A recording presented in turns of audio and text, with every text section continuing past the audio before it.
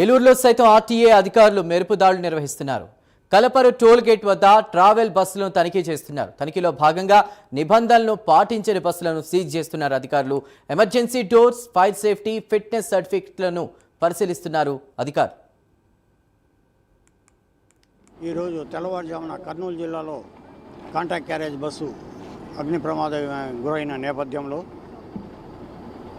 ప్రభుత్వము అలాగే గౌరవ రవాణా కమిషనర్ గారి ఆదేశాల ప్రకారం ఏలూరు కలపరు టోల్ గేట్ దగ్గర మేము ప్రత్యేక తనిఖీలు కాంట్రాక్ట్ క్యారేజ్ బస్సులు మేము నిర్వహించడం జరుగుతుంది.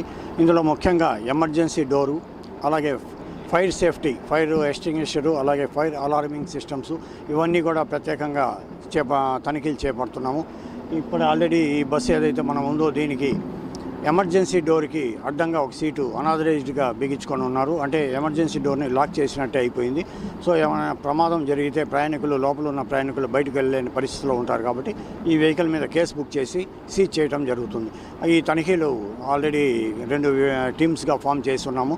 ఇది కంటిన్యూగా ఈ తనిఖీలు నిరంతరం కొనసాగుతాయి. ఇటువంటి కేసులన్నీ కూడా తెల్లవారు మార్నింగ్ దాకా ఇంకా వీలైనన్ని కేసులు మేము బుక్ చేసుకొని సీజ్ చేయడం జరుగుతుంది. ఏలూరు జిల్లాలో ఈ కాంట్రాక్ట్ క్యారేజ్ మీద నిత్యం తనిఖీలు కొనసాగిస్తున్నాం. ఆల్రెడీ ఈ ఒక్క సంవత్సరంలోనే దాదాపు 946 కేసులు బుక్ చేశాం.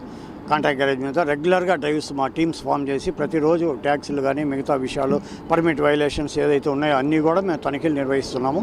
ఇప్పుడు ఈరోజు ఈ సంఘటన నేపథ్యంలో ఇంకొక కాస్త మా మెన్ని ఇంకాస్త ఇంప్రూవ్ చేసుకొని ఎక్కువ మందిని పెట్టి ప్రత్యేక తనిఖీలు కొనసాగిస్తాం.